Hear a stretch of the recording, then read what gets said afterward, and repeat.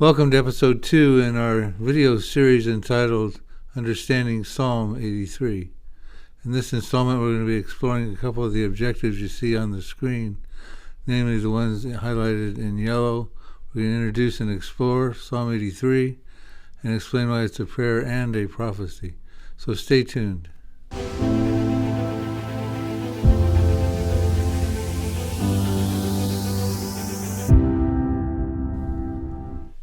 In episode 1, the introduction, I covered my extensive journey with Psalm 83 and my qualifications to teach Psalm 83. Additionally, I covered the controversies that were sparked as I championed Psalm 83 throughout the nation and also throughout the world. Additionally, I provided some quotes from scholars who even before me taught Psalm 83 like I do, that is an unfulfilled future war prophecy. So we're going to provide a brief recap of that episode 1. So you hit the ground running trying to make up for lost time, huh? I did. I was just so intrigued. Well, I tell you, that's an amazing story, Bill, and to me, there's only one answer to what has happened, and that is that God gave you a supernatural anointing to understand Bible prophecy, to be able to explain it to others, and to give you some insights that you just couldn't have gotten that quickly studying Bible prophecy. Controversy centers around Psalm 83. It began in 2008 with the publication of this book, Israel's Time, by Bill Salus. The thesis of this book is that Psalm 83 describes an end-time war between Israel and the nations that share a common border with it, namely Lebanon and Syria, Jordan, Egypt, and the Gaza Strip. That's where we are at this moment. I expect, in the providence of God, that this psalm may be fulfilled in our day. You can watch episode 1 on our YouTube channel along with many other programs that we've provided by going onto YouTube and searching Prophecy Depot Ministries, Bill Salus, as you see displayed on the screen. And while you're there, if you haven't already done so, make sure you subscribe to our site and hit the bell for notifications. Okay, so let's move into the details of Psalm 83, and over the next 2 episodes we'll cover the prayer aspect, the participants, the plot, the petition of Asaph, and the conclusion of how the Arab-Israeli war will end, as specified within the psalm.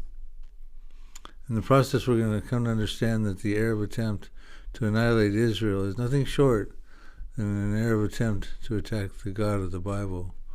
We're also going to find out that a majority of the Psalm 83 confederates have ancestral blood relationships with Israel, and throughout ancient times they developed a hatred that they perpetuated through the ages of the Jewish people. Also going to discover who are the treasured ones in Psalm 83 verse 3.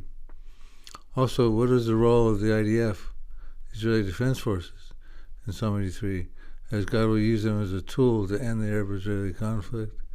Also, we'll take a look at a potential link between Psalm 83 and the women of the IDF today, among many other details.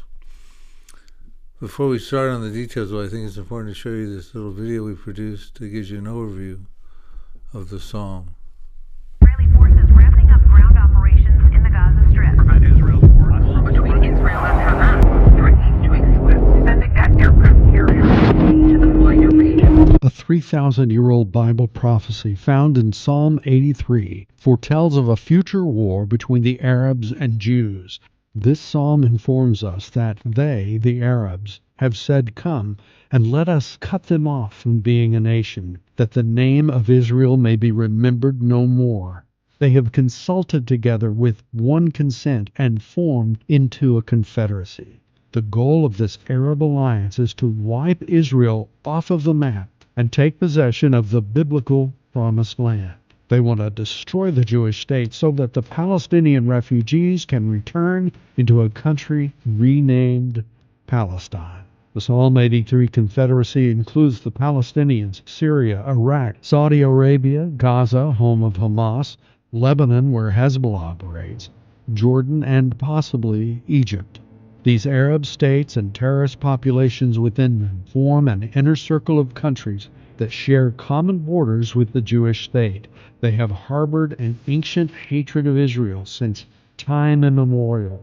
They fought unsuccessfully against the Jews in the Arab-Israeli Wars of 1948, 1967, and 1973. This ancient prophecy is unfolding before our eyes. And author Bill Salus has written a book and produced a 3-disc DVD that explains all the details and outcomes of this coming future war. The book and DVD are entitled Psalm 83, The Missing Prophecy Revealed, How Israel Becomes the Next Mideast Superpower. This timely book and DVD point out the numerous related prophecies to Psalm 83 that show how the Israeli Defense Forces will destroy these Arabs and capture large portions of their lands. After defeating the Psalm 83 coalition, the Jews can dwell securely, tear down all the walls surrounding Israel, and live as a peaceful people. Then, in the aftermath of Psalm 83, Russia, Turkey, Iran, and the outer ring of nations in the Ezekiel 38 Gog of Magog prophecy will invade Israel for its acquired plunder and great booty. If you want to know how the Arab-Israeli conflict concludes and the Russian invasion begins, then you must pick up your copy of this revelatory Psalm 83 book and DVD today. Now, it's commonly taught that Asaph, one of King David's worship leaders, is the author of Psalm 83. He's actually attributed to have written 12 psalms. You see them up there, Psalm 50, 73, 74, all the numbers are all the way through to Psalm 83. But in addition to being a worship leader of King David, he is also considered to be a prophet. We find this out in 2 Chronicles 29:30, which says, Moreover, King Hezekiah and the leaders commanded the Levites to sing praise to the Lord with the words of David and Asaph the seer. And the Hebrew word there is shozah, and it can mean a beholder, a vision, or a prophet. Much like Ezekiel or Jeremiah, Asaph was a prophet. We have further confirmation of this in 1 Chronicles 25:2, which reads, The sons of Asaph were under the direction of Asaph, who prophesied according to the order of the king. Additionally, getting more evidence that he's a prophet, he's actually quoted in the New Testament, Matthew chapter 13, verses 34 through 35, which quotes Psalm 78, verses 1 and 2, which says, My people hear my teaching, listen to the words of my mouth. I will open my mouth with a parable. I will utter hidden things from of old. So in Matthew 13 it says, Jesus spoke all these things to the crowd in parables. He did not say anything to them without using a parable. So it was fulfilled what was spoken through the prophet, that would be Asaph. I will open my mouth in parables. I will utter things hidden since the creation of the world. Now some say that Psalm 83 is not a prophecy, but merely a prayer. But what we've demonstrated thus far is that Asaph, the likely author of Psalm 83, is clearly a prophet. He was clearly a prophet. I say likely author because there are some who dispute his authorship. They suggest it might have been one of his descendants. So let's address that question. Is Asaph the author of Psalm 83? It's interesting that the superscription of Asaph atop Psalm 83 is supported by most every credible Bible translation, including the King James, the New King James, the ASV, NASB, NIV, NET, NLT, etc. The list goes on. Asaph is also identified with Psalm 83 in the Septuagint, which was written between the 3rd and 1st centuries BCE. Now, superscription in the Bible is a title or heading or inscription written above a text providing additional information like authorship, context, musical instructions, or purpose. It is most famously seen in the book of Psalms.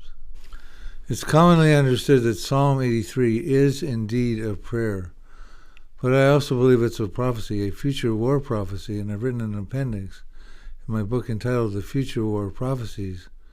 The appendix is entitled Why Psalm 83 is a Prayer and a Future War Prophecy. Now that appendix has also been converted into an article you can read at prophecydepot.com, but it's clearly an imprecatory prayer of lament. Psalm 83 is both a lament and an imprecatory psalm. It expresses sorrow, which is the lament aspect, and requests divine judgment, which is the imprecation aspect. So it's clearly a prayer, but is it indeed also a prophecy? Okay, let's open up Psalm 83, and we'll start with the first 5 verses. Do not keep silent, O God. Do not hold your peace, and do not be still, O God. For behold, your enemies make a tumult, and those who hate you have lifted up their head.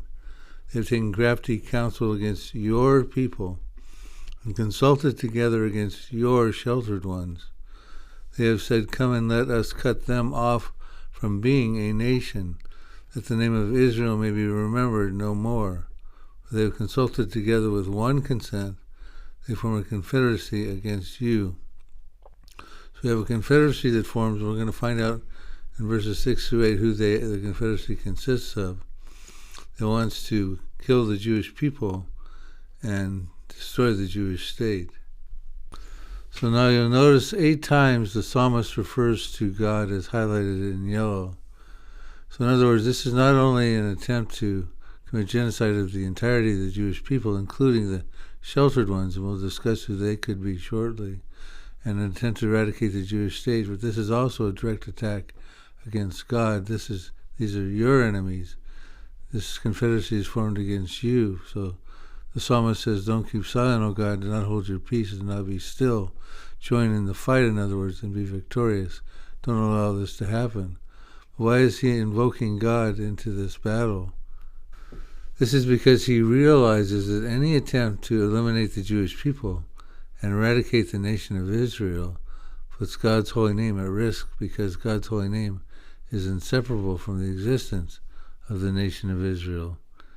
It's locked in by the unconditional covenant that God made with Abraham about 4,000 years ago, whereby he promised Abraham would father a great nation, that would be Israel.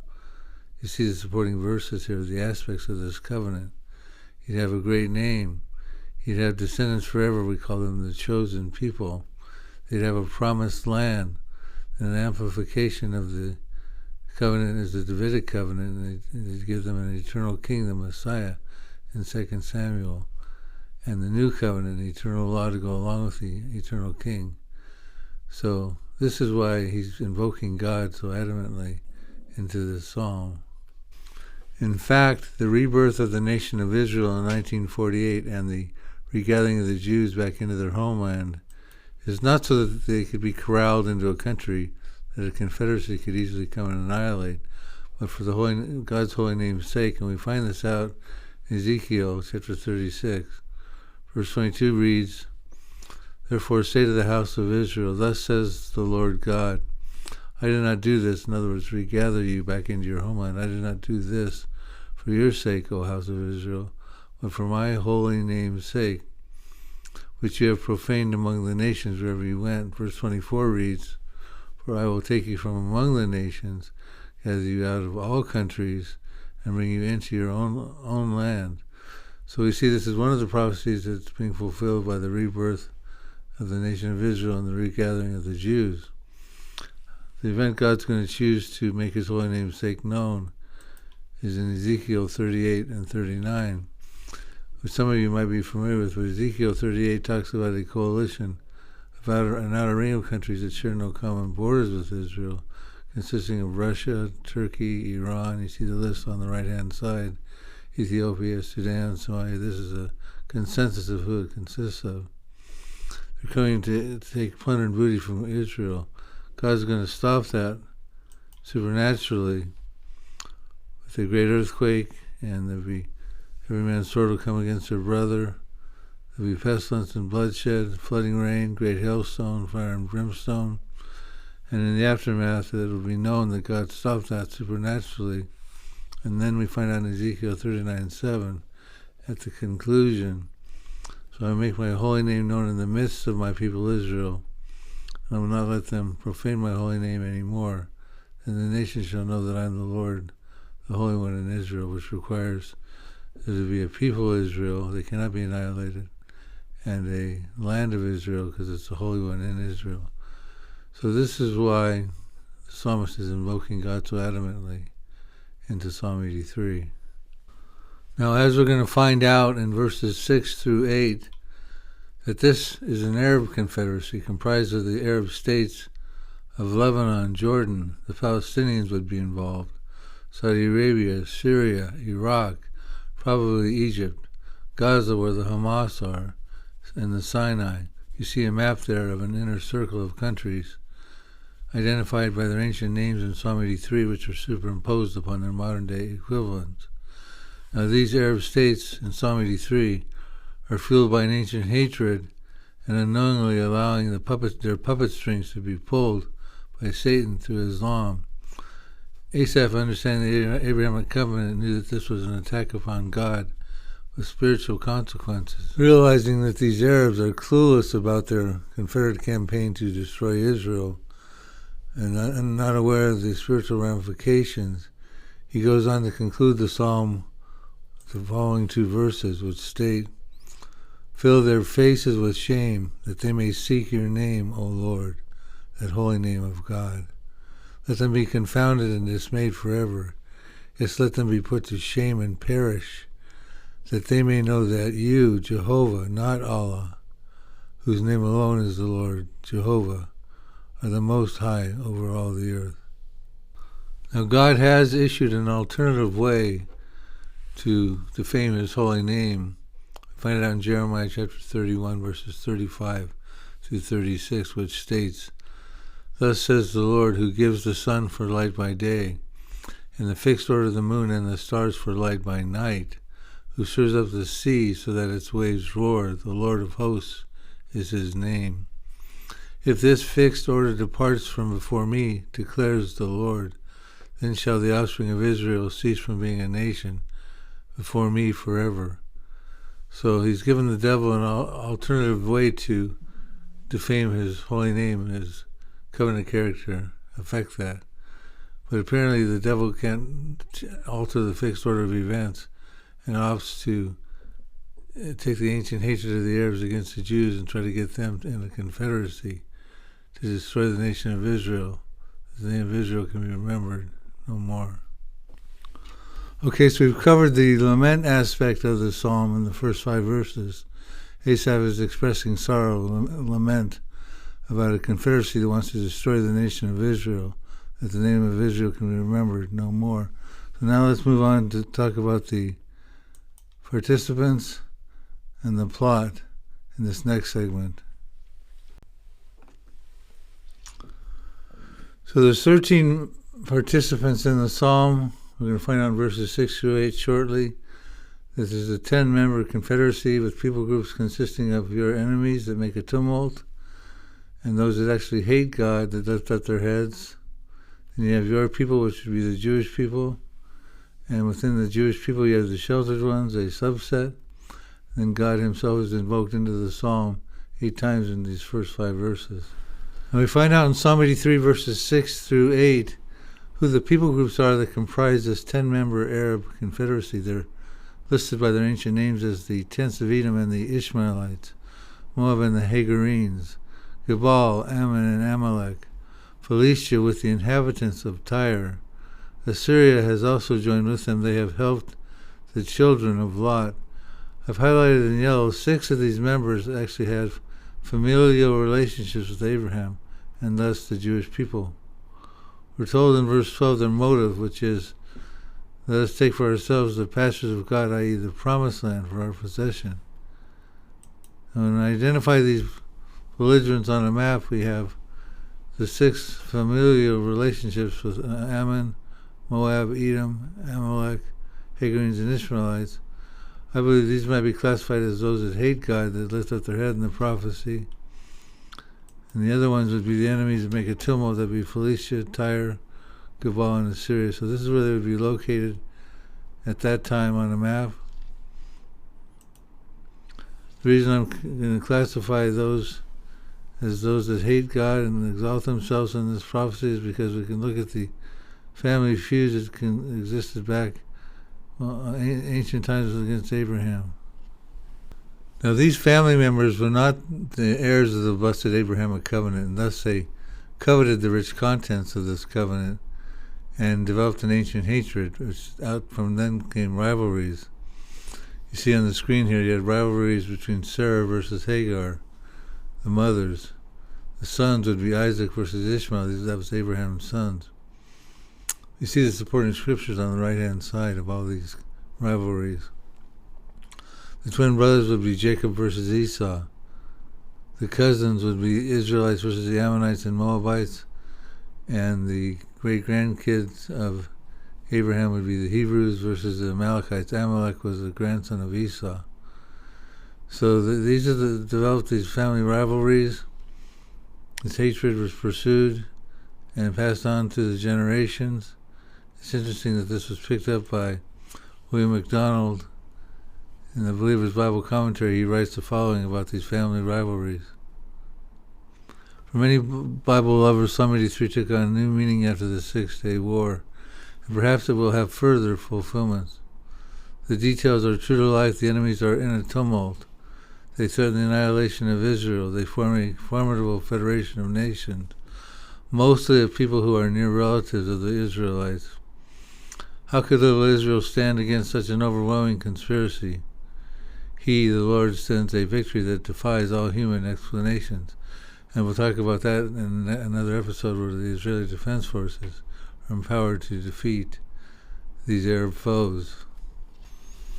So William MacDonald states that Psalm 83 took on a new meaning after the Six-Day War, and perhaps it will have further fulfillments.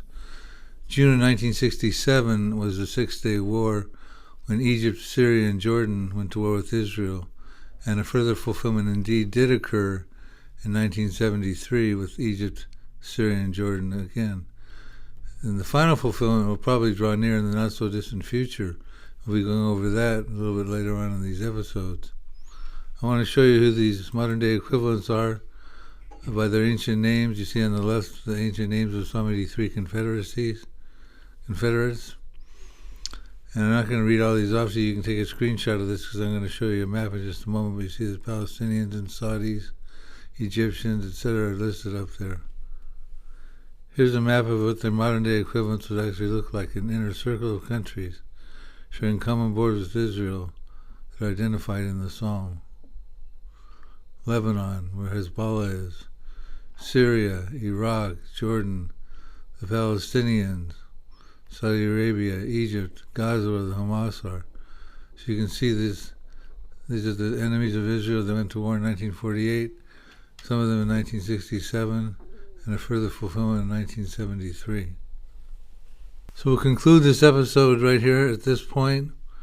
In the next installment, we're going to zoom in on three important subjects within the Confederacy. I've got them highlighted here, the tents of Edom. What is the significance of their role? Why are they listed in first position? The inhabitants of Tyre. Why is Tyre even listed at the time Asaph wrote the psalm? There'd be no need to lament over Tyre. Tyre was an actual ally of Israel at that time. And what does it mean when it says Assyria will help the children of Lot, Moab, that'd be Moab and Ammon of Jordan, modern-day Jordan. Additionally, we're going to take a look at who are the sheltered ones, that subset of within the people of Israel, also called the hidden ones or the treasured ones. It's interesting. We'll talk about how I had dinner with Dr. Chuck Missler one night, and he actually posited the possibility that could that be the church. He asked me, Bill, do you think this could be the church? And I'll explain my answer to him in our next episode, so stay tuned for the next episode.